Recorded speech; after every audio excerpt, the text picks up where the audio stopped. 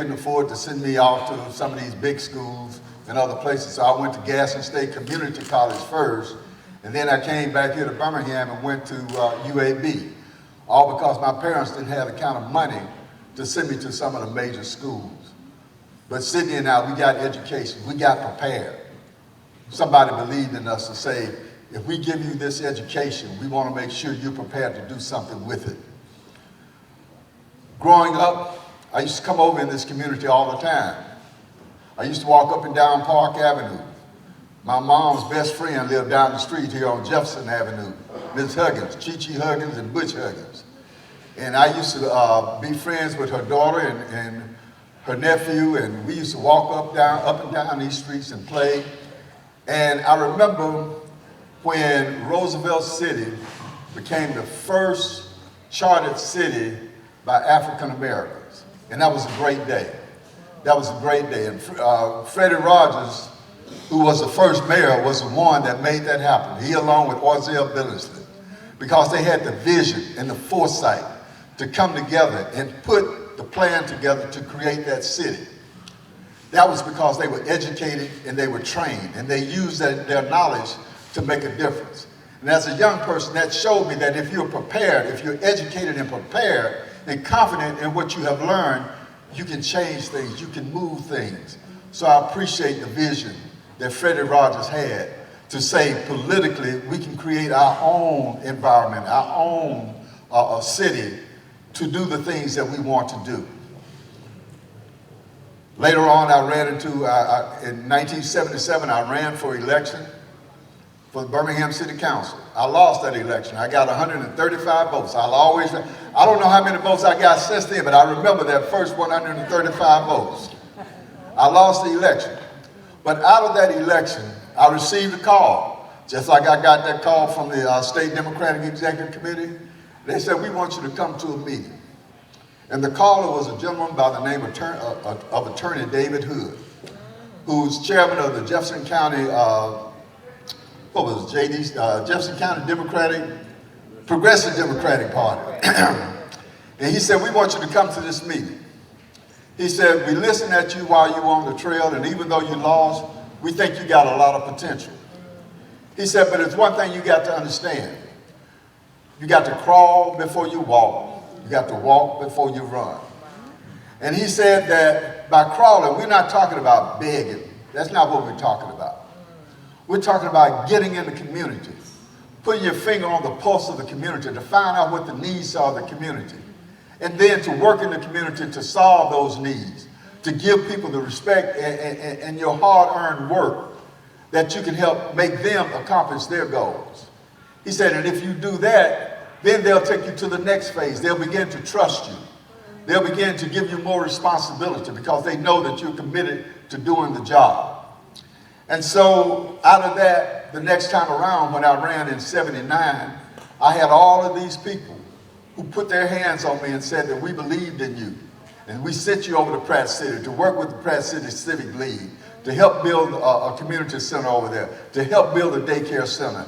I did my work in the community. I crawled. I did my work in the community. I walked. And when it was time to run, I didn't make that decision. But people like Bernice Johnson and James Johnson and all the people who lived in Pratt City, they made the decision for me to run because I had done the work in the community. I'm telling you all of this because all too often I see people run for office and they haven't crawled and they haven't walked, but they want to run. All right. And we can't have that.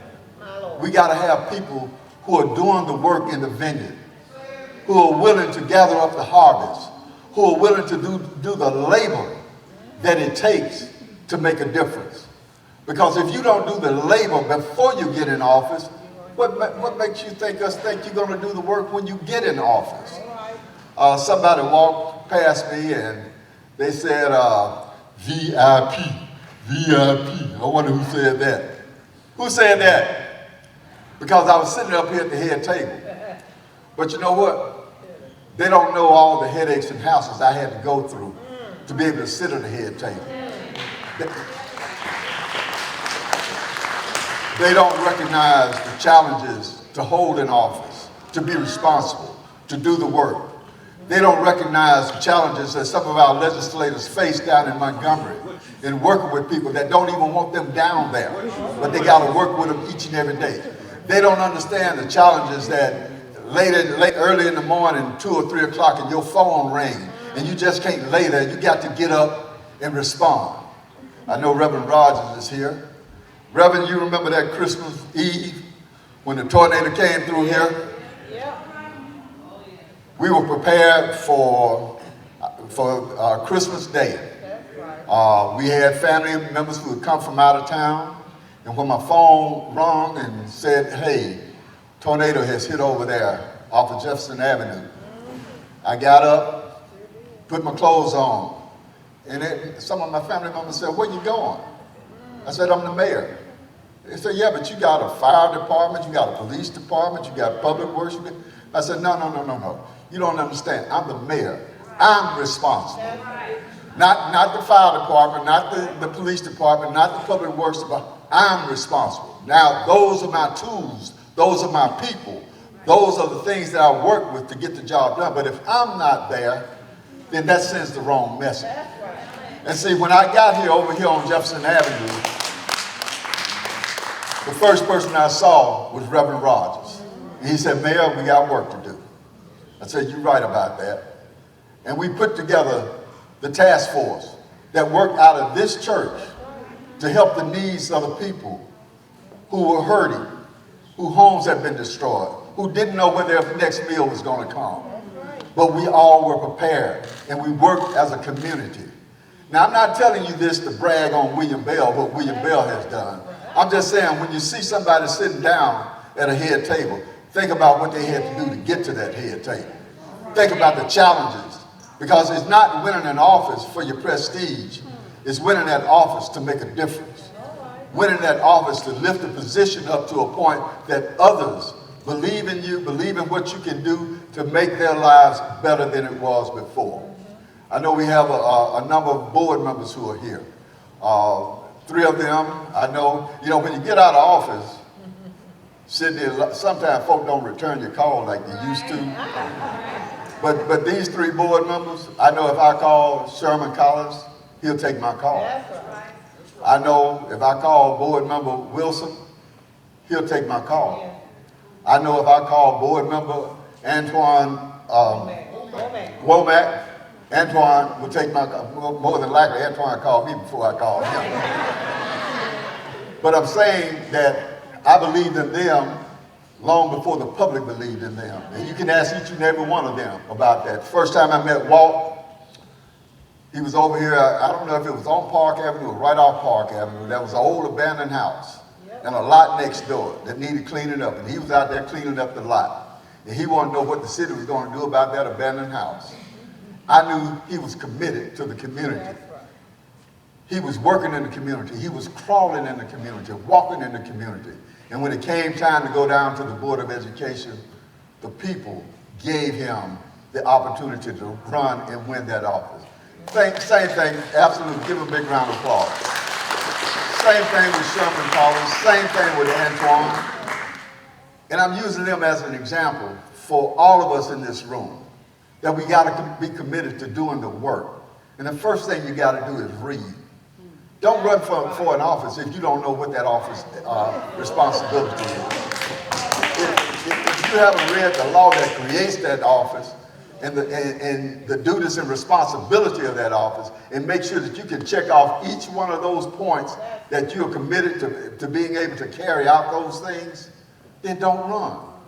But if you check them off, and when you get to the bottom, you say, okay, I'm committed to doing each and every one of those things, the people will thank you, the people will support you. But also remember, you don't do it for your own personal glory. You don't do it to be able to sit at a head table. That's just other folks saying, we respect you. You do it because you believe in your heart that you can make a difference. You do it because you believe in your heart that the need is there, that you have to make a commitment to make a change in this world, and set a good example for the next generation to come. Just like when David Hood told me and gave me the challenge, crawling before I walk and walk before I run, I've got to give each one of you young people who are running for office or will run for office that same challenge. But I also have to be there when you need me. I just can't turn my back on you. And sometimes you have to give people tough love. You have to be willing to step up and tell people, hey, you know, you're a little bit out of line. You need to dial it back a little bit. That's right. We get afraid to talk to our elected officials. But we got to tell them, because if they don't hear from us, they won't hear it at all. But also, if they're doing something good, let them know that too. Lift their spirits up, because you don't know what they had, like I said, you don't know what they had to go through in order to do their job on a daily basis and the challenges that they face. So I'm grateful to be here today. I'm grateful for the work that's being done in this community. But just remember that it's not about you, it's about us. And us working together, we can overcome any challenge that the future may hold for us. We can overcome anyone who will try to roll us back to a time when we didn't have a voice for ourselves. The challenge is real, but we're up to it if we come together as a community, as a city, as a nation, and as a world. Thank you all so much.